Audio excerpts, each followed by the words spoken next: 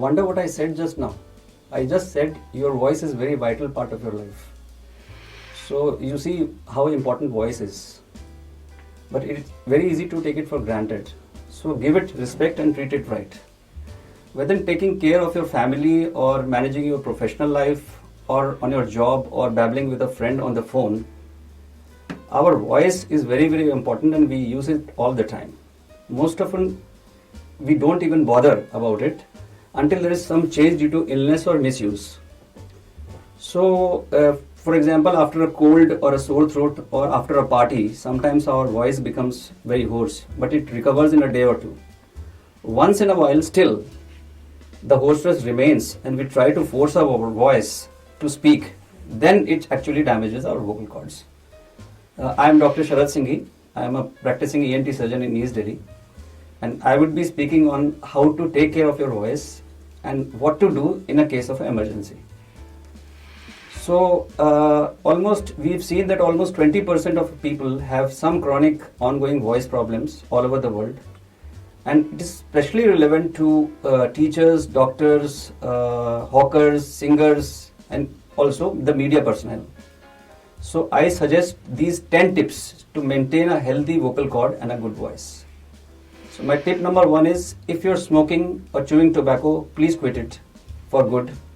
Also avoid excess exposure to any kind of incense stick burning, any deo sprays or room freshener sprays, because all of these cause swelling of your airway and your voice box. Our voice box is on the top of our airway like this.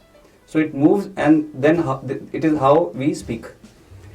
My point number 2 is that if you drink alcohol or caffeine, or probably say coffee, so do it in moderation, never on an empty stomach. My point number 3 is turn down your volume. When you speak, don't shout, and even avoid whispering, because whispering also creates a lot of pressure on the vocal cords. Shouting examples are like if you're watching sports on a TV or you are in a bar or a disco, there is a lot of background noise, you have to speak to others. That is the time when we keep shouting. So once in a while it's okay, or for say 15 minutes or half an hour, but too much, it causes problems. My point number 4 is speak slowly. Keep gap between words. So that will create it will create a very good your speech, because it will create an element of surprise, and that will also give rest to your voice. Sometimes silence is golden.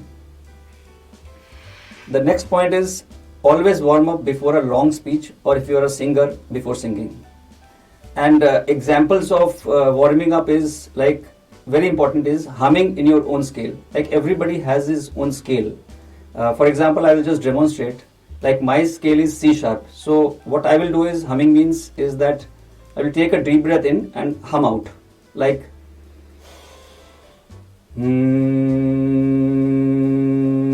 like this. So secondly, also glide your voice from high to low tones and back and forth. I will also give you an example for this. Like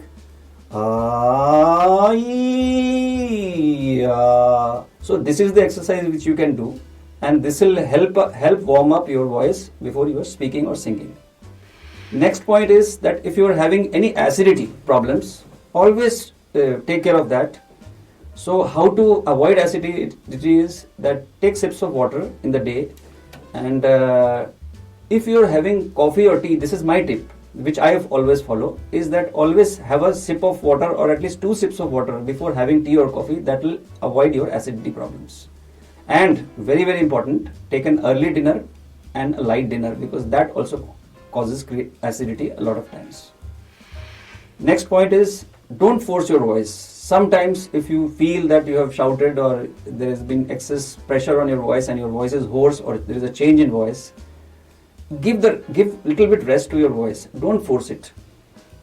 Also, there are people who do a lot of forceful coughing while brushing, so avoid that. Secondly, never try to forcefully clear your throat. That is like like this, because this creates a lot of rubbing on the vocal cords, and this might lead to vocal cord swelling or any polyps or nodules, and further leading to voice problems. My next point is that let others do the talking. Sometimes someone else for you may do the talking, so that is very important.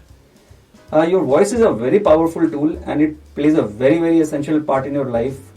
For example, in public speaking, I'll give you a very important example. Like if you're proposing somebody, the opposite sex, or you are asking your boss for a raise or something like that. So if your voice is good, it will be more impactful.